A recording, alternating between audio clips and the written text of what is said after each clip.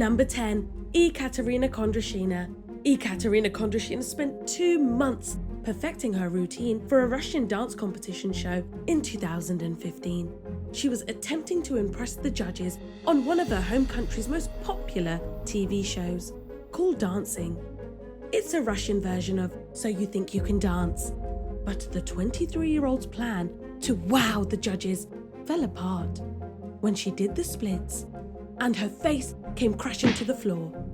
She continued dancing and even finished her routine, but could no longer ignore her injury and rushed off stage, bleeding from her nose.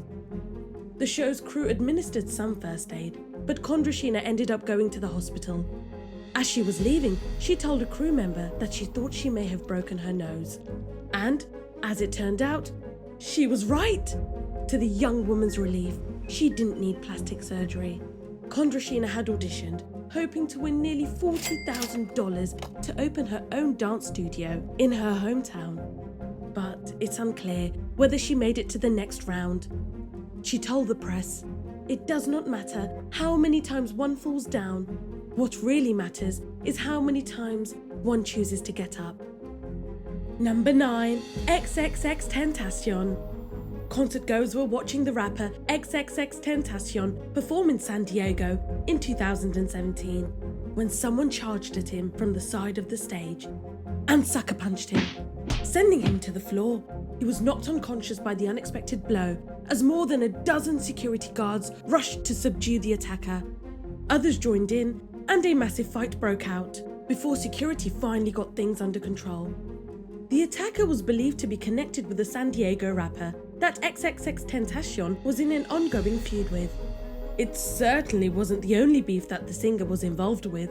Just a year earlier, he had been charged with robbery and assault with a deadly weapon. He was also accused of many other crimes, including abuse towards his pregnant girlfriend, and had done jail time for domestic violence.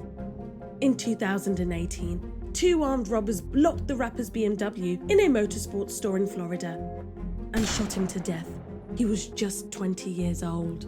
According to the rapper's lawyer, J. David Bogenschutz, XXXTENTACION's memorial will be held at a 20,000 capacity stadium and will have an open casket viewing.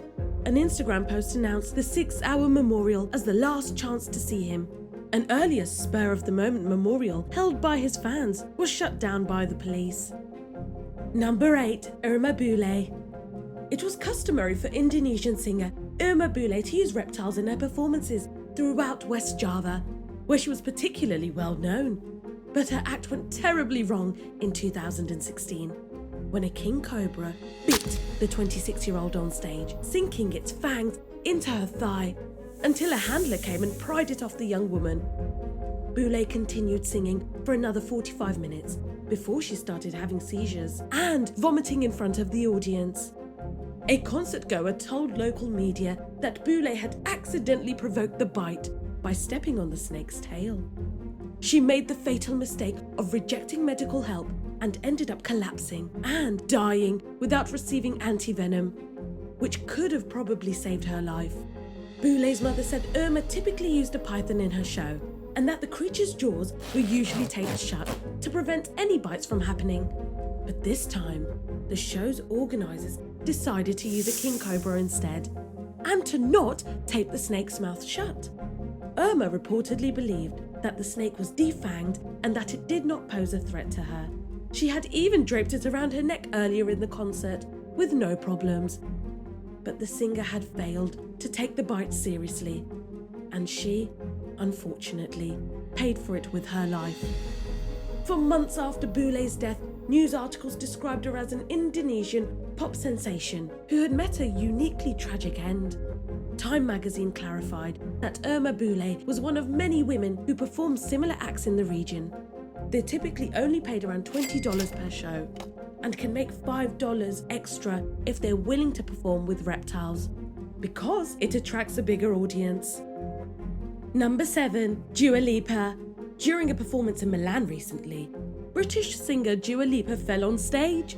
She was hopping around in high heels when she took the spill and was quickly helped up by one of her dancers.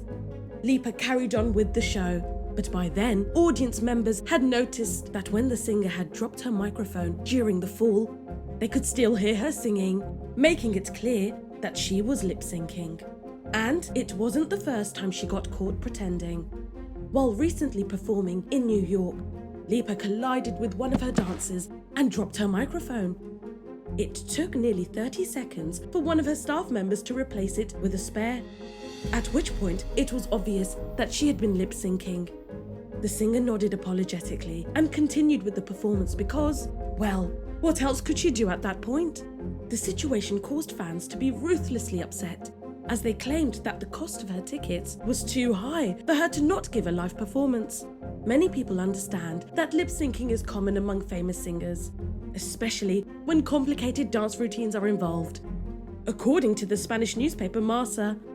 But it's understandably disappointing to expect the real deal and not get it. Number 6, Justin Bieber. Things didn't go quite as planned when Justin Bieber kicked off his 2012 Believe tour in Glendale, Arizona. Halfway through the show during the song Out of Town Girl, the teenage heartthrob turned his back to the audience, bent over, and vomited on stage.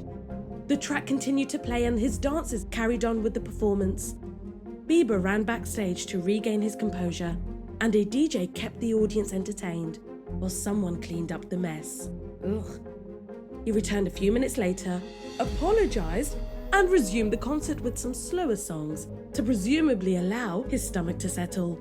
Things seemed to be back to normal when the singer once again, this time at the beginning of his duet with Nicki Minaj, Beauty and the Beat. Once again, he reappeared a few minutes later and apologized. He asked his fans if they still loved him even though he threw up on stage, and in a genuine show of dedication, was answered by thousands of excited shrieks. The next day, Bieber posted a tweet stating that milk was a bad choice, which he thought was enough to explain why he had gotten so sick. Bieber had over 70 shows left on his international tour over the next few months, so he took every moment he could to rest up and mend. The singer tweeted a picture of himself in bed to his more than 28 million followers, saying he was getting better for his next show. Of course, only he can completely explain why he vomited in the first place. Number 5, Fergie. Stacey Ferguson, better known as Fergie from the Black Eyed Peas, was in the middle of performing with the group at a San Diego concert in 2005 when fans noticed a growing dark spot on her khaki shorts. She continued as if nothing was happening and pulled the act off impressively without missing a beat. Fergie initially blamed the suspicious stain on sweat, but admitted years later in an interview that she had peed her pants, which everyone had suspected all along. She explained the traffic was terrible on the way to the show. By the time the group arrived at the venue, they had to rush straight out to the stage and get the concert started, leaving no time for a much-needed bathroom break. At some point, Fergie could no longer hold it in. She said that she was embarrassed by the incident, but in her words, "Whatever, it happened. This is probably a better approach than trying to deny the obvious," which she had already tried to do. She was not given enough time to empty her bladder of the urine stored inside. She desperately needed to use the ladies' room. But as we all know, the show must go on. Number 4, the Pussycat Dolls. In 2019, an old video clip from a Pussycat Dolls performance back in 2006 began circulating online. It resurfaced during the girl group's reunion that former member Melody Thornton was conspicuously absent from. The footage showed Thornton ad-libbing during the song Buttons at the American Music Awards, while lead singer Nicole Scherzinger becomes visibly frustrated by the unplanned vocals. Thornton had been missing for almost the entire song when she suddenly appeared and took center stage, making her presence loud and clear. When the clip began making the rounds 13 years later, Thornton finally opened up about how she struggled with low self-esteem during her time as a Pussycat Doll. She said that she was constantly told that she was doing things wrong, while lead vocals were almost always given to Scherzinger over other group members. Thornton didn't blame Scherzinger. She was mainly upset by the people who managed the singers. And while there's not necessarily any bad blood between the women today, by the time the reunion rolled around, Thornton had moved on with her life and seemed to have no interest in revisiting the past. In hindsight, Schertzinger's awkward reaction to her rogue ad-libbing seems to suggest that there were tensions among the group. Schertzinger admitted at one point she recorded as much as 95% of the Pussycat Dolls' vocals, sometimes making entire albums on her own. To Thornton, being part of the group just for show wasn't enough to satisfy her dream of being a famous singer, which explains why she eventually took matters into her own hands. Number 3. Island Boys. Identical twins Frankie and Alex Venegas, better known as the Island Boys, rose to fame last year when TikTok footage of them freestyle rapping in their pool went viral. Many people were amused by their trademark song, titled "I'm an Island Boy," and saw it as a cringeworthy, talentless attempt at a music career. Their many tattoos and unique hairstyles only amplified the awkwardness of their vocals. Others may have actually enjoyed what the Palm Beach, Florida natives had to offer, but they got their attention either way, as their footage garnered millions of views, and they eventually scored their first live performance at Club Live in Miami. Going by the stage names Fly Soldier and Kodiak Red, the brothers took to the stage and began performing the song that had earned them nationwide recognition. There was no background beat, and the audience was less than impressed with their a cappella display. People began booing, making it clear they were ready to get back to the type of music they had come to the club for, and the pair left the stage. Unlike most artists, who probably feel embarrassed and maybe even a little like a failure after such widespread disapproval, the Island Boys were unfazed by the booing. While they appear to take their musical career seriously, they've made plenty of money as laughingstocks, so it's working for them. Number 2. Steve Brown. Comedian Steve Brown was performing at a nightclub in Columbia, South Carolina, in 2018, when audience members noticed a man who seemed to be staring off into space.